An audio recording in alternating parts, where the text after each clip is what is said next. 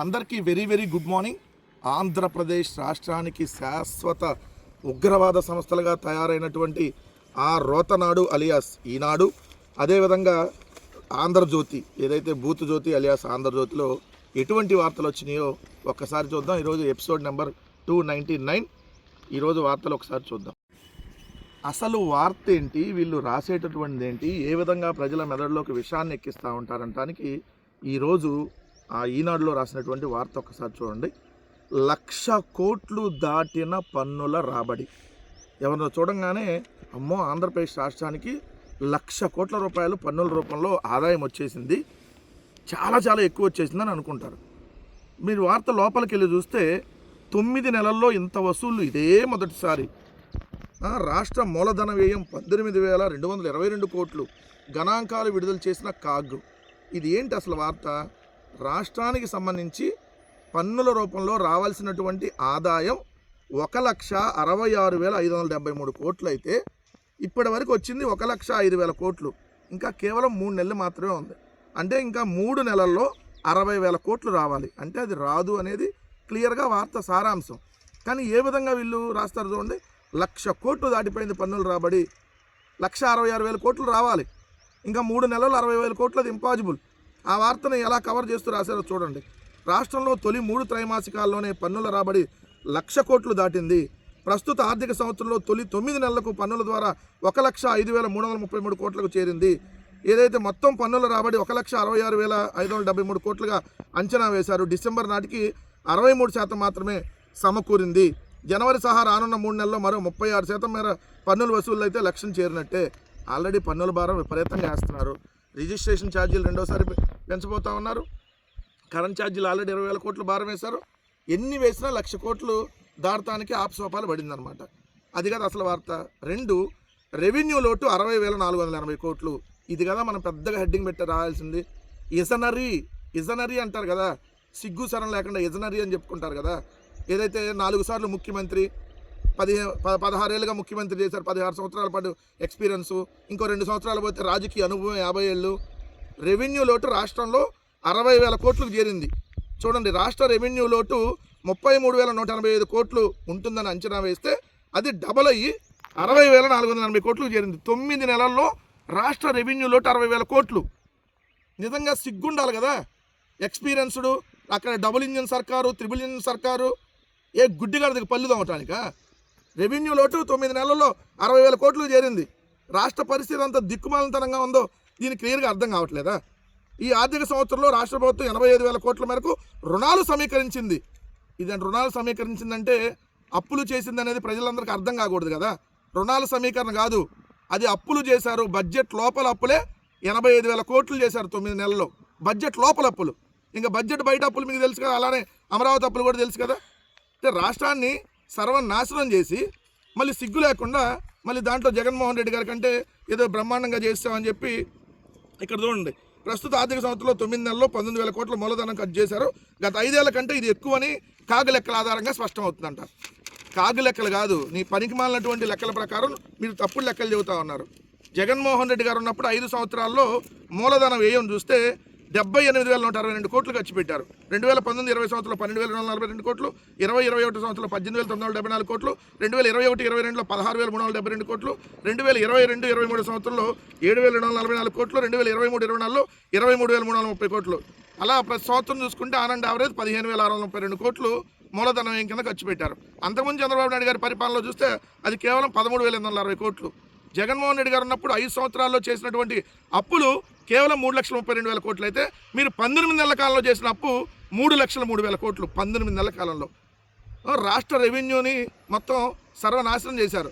ఆదాయం రాట్ల, మళ్ళీ ఏం విజనరీ, మూలధనం ఏం లేదు, అప్పులు మాత్రం విపరీతంగా చేశారు. రాష్ట్రాన్ని చూస్తే రెవెన్యూ లోటు అప్పుడు 9 నెలలకి 60,000 కోట్లు అయింది. ఇంత దిక్కుమాలిన స్థితిగా రాష్ట్రాన్ని తయారు చేసి మేము అద్భుతంగా పరిపాలిస్తున్నామని చెప్పి ఏ కడుపు అన్నం తింటా మాట్లాడుతున్నారో ఇంకా వాళ్ళ విజ్ఞతకే మనం వదిలేయాలి.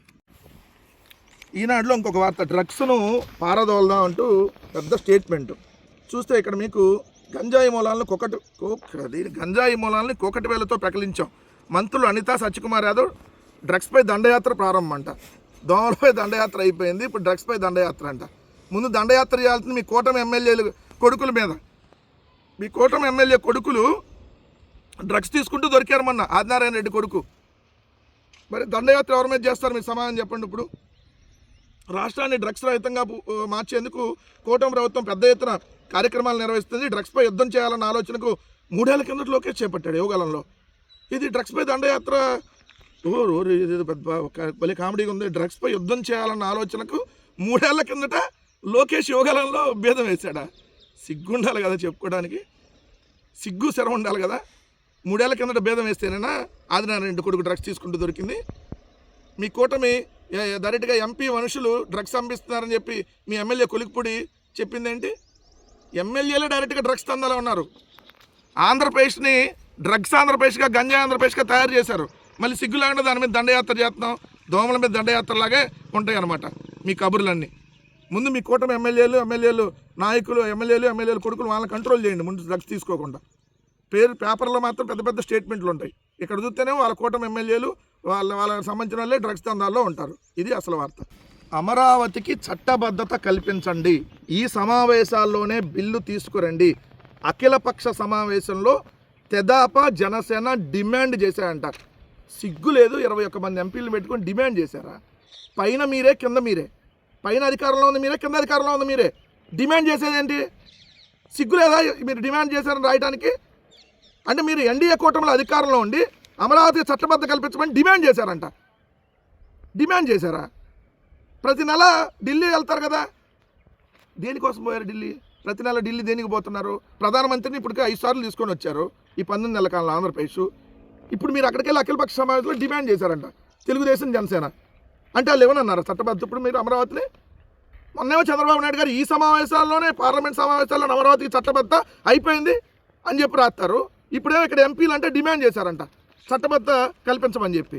మళ్ళీ దీనికి సంబంధించి ఇంకొక వార్త, ఏదైతే జలజీవన మిషన్ కింద రాష్ట్రానికి ఏదో 26,000 కోట్లు వస్తే వైకాపా ప్రభుత్వం ఏదో 2,000 కోట్లు వినియోగించిందని ఒక తప్పుడు ఆరోపణ. దానికి ఆంధ్రజ్యోతి పెద్ద హెడ్డింగ్ పెట్టి మరో సూపర్ ఆఫరు, జలజీవన మిషన్ కింద ఏపీకి 13,000 కోట్లు ఇప్పుడు అసలు మోడీ సర్కారు సమ్మతించేసింది. ప్రతి 3 ఏళ్లలో ప్రతి ఇంటికి కుళాయే లక్ష్యం, మరో బంపర్ ఆఫర్ అని రాశారు. ఎన్నాళ్ళు ఇంకా ఇలా ప్రజలు మభ్యపెడతారు? ప్రతిదాన్ని మీరు చేయలేనప్పుడు మంగళవారం మాటలు తప్ప, ఆడలేక మధ్యలో ఓడిలాగా అరే ఎందుకు నువ్వు ఏం చేయలేకపోతున్నావు అంటే మంగళవారం కబుర్లు చెబుతారు చూడు, అలాగుంది మీ కబుర్లు. జలజీవన్ మిషన్ కింద జగన్మోహన్ రెడ్డి గారు ఉన్నప్పుడు 2023 ఫిబ్రవరి 16 మీరు కావాలంటే పత్రికల స్టేట్మెంట్లు చూసుకోండి, గ్రామాల్లో ఇంటింటికి కుళాయి కలెక్షన్ల ద్వారా తాగునీటి సరఫరాకు సంబంధించినటువంటి జలజీవన్ మిషన్లో ఆంధ్రప్రదేశ్లో 3 జిల్లాలు దేశంలోనే టాప్లో ఉన్నాయి. ఆంధ్రప్రదేశ్లోని 3 జిల్లాలు దేశంలోనే టాప్ 10లో ఉన్నాయి. ఫస్ట్ దేశంలోనే టాప్గా విశాఖ జిల్లా, 5వ ప్లేస్లో కోనసీమ, 10వ ప్లేస్లో అనకాపల్లి. ఏది జలజీవన్ మిషన్ అమల్లో. జలజీవన్ మిషన్ అమల్లో దేశంలోనే టాప్ పొజిషన్లో ఆంధ్రప్రదేశ్లో 3 జిల్లాలు ఉన్నాయి దేశం మొత్తం మీద. మీరే ఇక్కడ జలజీవన్ మిషన్కి ఉపయోగించలేదు అది ఇదని చెప్పి తప్పుడు ప్రచారం. జలజీవన్ మిషన్ పేరుతో తాగునీటిని కూడా తాకట్టు పెట్టి 10,000 కోట్ల రూపాయల అప్పులకు వెళ్ళారు కదా. ముందు దాని గురించి రాయాల్సింది వార్త. ప్రతిదీ జగన్మోహన్ రెడ్డి గారి మీద పది బురజల్లటం చెప్ప సిగ్గు ఎగ్గన్న ఉండాలి కదా. డిమాండ్ చేశారంట ఏది తెలుగుదేశం జనసేన వాళ్ళు. ఏ గుడ్డిగాడికి పళ్ళు తోమాల్సింది ఆడు కూర్చొని ఎంపీలందరూ. సిగ్గుండాలి ఇక చెప్పడానికి మీకన్నా. కూటమికి విడాకులు లేవు, కలిసి కట్టుగా ముందుకెళ్ళాలి నారా లోకేష్ స్టేట్మెంటు. నిన్న టీడీపీ నేతల వర్క్షాప్లో మంత్రి లోకేష్ అభివాదం చేస్తున్నటువంటి ఫోటో. టీడీపీ జనసేన బీజేపీ మధ్య విభేదాల సృష్టికి వైసీపీ ప్రయత్నిస్తుంది. సిగ్గు శరమే ఉందా నారా లోకేష్ గారు? ఏది మీ కూటమి మధ్య మేము విభేదాలు సృష్టిస్తున్నావా? మీ కూటమి ఎమ్మెల్యేలకి మేము చెప్పామా ప్రైవేట్ వీడియోలు తీయమని? మీ కూటమి ఎమ్మెల్యేలకి మేము చెప్పామా ఏదైతే నగ్నంగా ఏదైతే బాత్రూముల్లో ఏదైతే స్నానాలు చేస్తా వీడియోలు తీయమని? లేదంటే మీ ఎమ్మెల్యేలకి జనసేన కోట వినూత ప్రైవేట్ వీడియోలు తీయమని మీ శ్రీకాళహస్తి ఎమ్మెల్యే బద్దల సుధీరెడ్డికి మేము చెప్పామా? లేదంటే మీ ఎమ్మెల్యేలు మీ ఎమ్మెల్యేలకు సంబంధించి ఆదిమూలం ఏదో సచ్చివేడు ఎమ్మెల్యే ఆదిమూలానికి, లేదంటే గుంటూరు ఎమ్మెల్యే నజీర్కి, లేదంటే అక్కడ కోన రవికుమార్ ఎమ్మెల్యేకి మేము చెప్పామా లత్కూరు పనులన్నీ చేయమని చెప్పి? మీరు చేసి మళ్ళీ మా మీద అంట. కూటమి నిజంగా విడాకులు లేవు, అబార్షన్లు, ఏదో కారుల్లో రేపులు చేయటాలు, లేదంటే వీడియో కాల్స్లోనే రేపు చేయటాలు, లేదంటే న్యూడి వీడియోలు తీసుకోవటాలు ఇవి ఉన్నాయి. మీ కూటమి మధ్య విడాకులు లేవు, అబార్షన్లు ఉన్నాయి, సెటిల్మెంట్లు ఉన్నాయి. ఏదైతే మర్డర్లు, రేపులు, 5 సార్లు అబార్షన్లు, కారులోనే రేప్ చేయటం, తర్వాత సెటిల్మెంట్ చేయటం, ఇలాంటివన్నీ ఉన్నాయి. దొండకాయ కామకిరణ్ చూసాం మనం. అదేవిధంగా చూస్తే ఎమ్మెల్యే ఆదిమూలం చూసాం, అదేవిధంగా చూస్తే ఎమ్మెల్యే నజీరు, ఎమ్మెల్యే కోన రవికుమారు, నిన్న జనసేనకు సంబంధించినటువంటి అరవ శ్రీధర్. ఆయన ఏమంటాడు, నేను కారులో రేప్ చేసినా అరవకుండానే గిల్లితే గిల్లించుకోవాలంటున్నాడు. అరవ శ్రీధరు అరవకూడదు, గిల్లితే గిల్లించుకోవాలి, కారులో రేప్ చేస్తే రేప్ చేయించుకోవాలి, మళ్ళీ బయటకు వస్తే నా మీద ఆరోపణలు చేయకూడదని చెబుతున్నాడు అతనే. ఉల్టా మళ్ళీ రేపొద్దు నాకు తెలిసి ఇవాళ రేపు సెటిల్ అయిపోయింది. వీళ్ళకి సెటిల్మెంట్లు చేయటం, అబార్షన్లు చేయించడం ఇదే కదా పని కూటమి ప్రభుత్వానికి. వీళ్ళకి పరిపాలన చేయమని అధికారం ఇస్తే ఇలాంటి అక్రమ సంబంధాలు పెట్టుకోమని, లేదంటే మీరు చూశారు కదా శ్రీకాళహస్తి ఎమ్మెల్యే సంబంధించి బొజ్జల సుధీర్ రెడ్డి ప్రైవేట్ వీడియోలు తీయించాడని చెప్పి సాక్షాత్తు కోట వినూత ఆ రోజే పవన్ కళ్యాణ్ కొద్దిగా సిగ్గుండి కంట్రోల్లో పెట్టి, అయ్యా ఏంటయ్యా ఒక మహిళ ప్రైవేట్ వీడియోలు ఎలా తీస్తారని చెప్పి ఆ రోజే మాట్లాడుంటే ఈరోజు ఈ అరవ శ్రీధర్ మీద వచ్చి అరిసేటటువంటిది ఇష్యూ అయ్యేది కాదు కదా.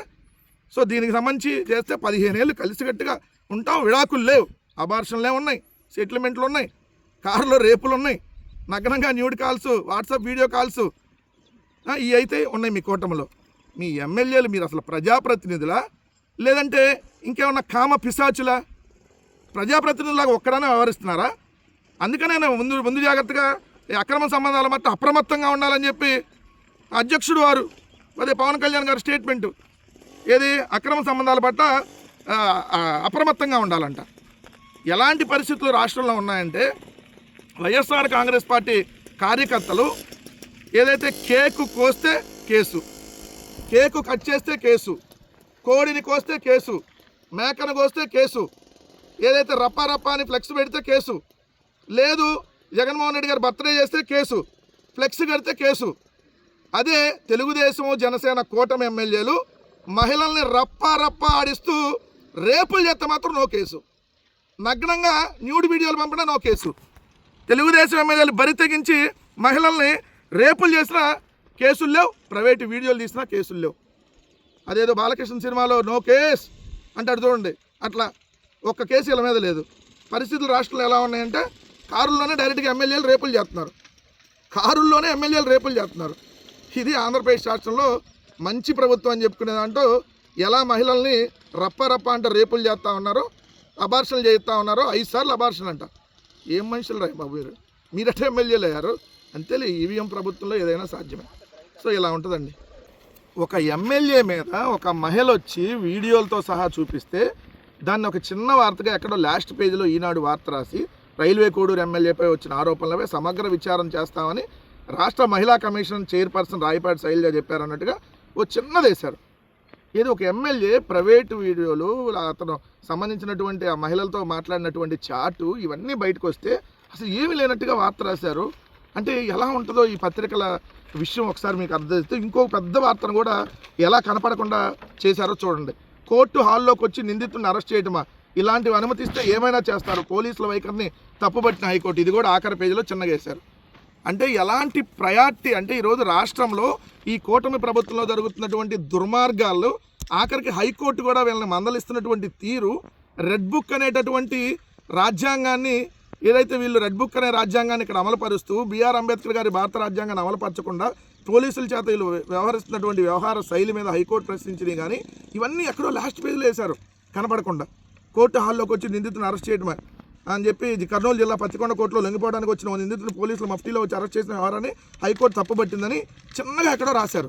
అట్లానే ఇక్కడ కూడా చూడండి, రైల్వే కోర్టు ఎమ్మెల్యే వచ్చిన ఆరోపణలపై సమగ్ర విచారణ అని చెప్పి ఎక్కడో చిన్నగా మహిళా కమిషన్ చైర్పర్సన్ చెప్పినట్టుగా ఆమె ఇచ్చిన స్టేట్మెంట్ లాగా. అంటే అసలు దానికి సంబంధించి ఆ మహిళకు సంబంధించి పెట్టిన చాట్లు కానీ, ఆ వీడియోలకు సంబంధించినటువంటి మ్యాటర్ కానీ అవి ఎక్కడా రానికుండా ఎలా చూశారు చూడండి. అంటే వీళ్ళు ఈ రెండు నిజంగా పత్రికలా లేదంటే ఆంధ్రప్రదేశ్ రాష్ట్రానికి పట్టినటువంటి శాశ్వత ఉగ్రవాద సంస్థలు అనేది ఇక్కడే మీరు ఆలోచించుకోవాలి. ఇలాంటి పత్రికలు నిజంగా ఆంధ్రప్రదేశ్ రాష్ట్రంలో ఈ 2 పత్రికలు ఉండటం తెలుగు ప్రజలు చేసుకున్నటువంటి దురదృష్టం. ఎందుకంటే ఇలాంటి పత్రికలు ఎలా ప్రజల్ని తప్పుదో పట్టిస్తూ ఉన్నాయో ఈరోజు మీరు చూసినటువంటి వార్తలను బట్టి మీకు అర్థమవుతూ ఉంటుంది.